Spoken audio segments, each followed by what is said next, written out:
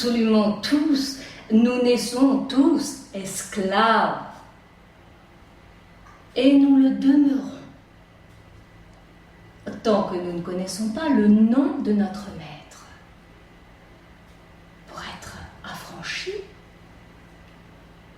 il nous suffit donc de le connaître ou le reconnaître. Oui, un jour peut-être, ou jamais. Qui est-il? Et qu'en est-il? Même les plus insoumis parmi nous doivent s'y soumettre. En fait, c'est leur devoir-être que de distinguer entre ce qui dépend d'eux et ce qui ne dépend pas d'eux, et que le commun des mortels appelle Dieu.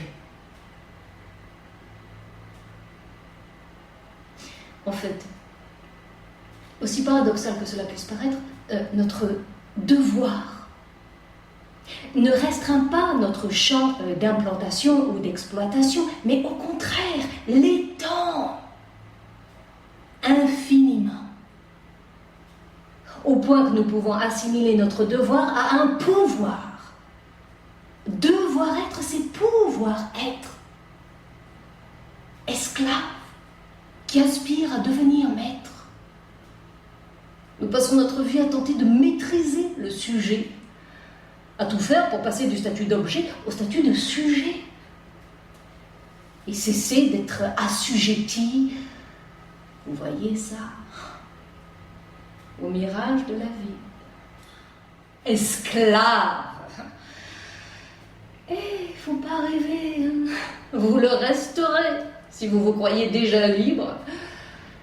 Non, pas encore, braves gens. Vous ignorez que vous êtes esclaves, tant que vous ignorez l'identité des agents qui vous minent, dominent, contaminent. Esclaves de vos affections, esclaves de vos représentations. Oh!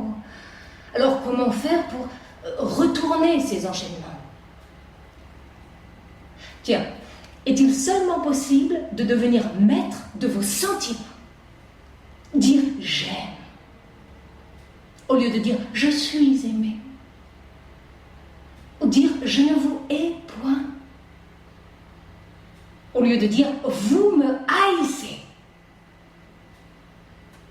et ne pas dire ni Dieu ni maître, mais dire « je ne puis avoir d'autre maître que Dieu ». Et quitte à être esclave, autant choisir l'éternité comme enclave. Mais objection, comment s'assurer que c'est bien lui, le maître?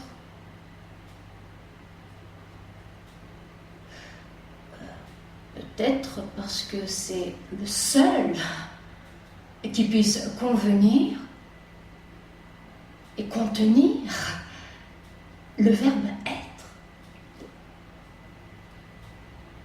Nous n'avons point d'autre dilemme que celui-ci, sous-être ou non-être.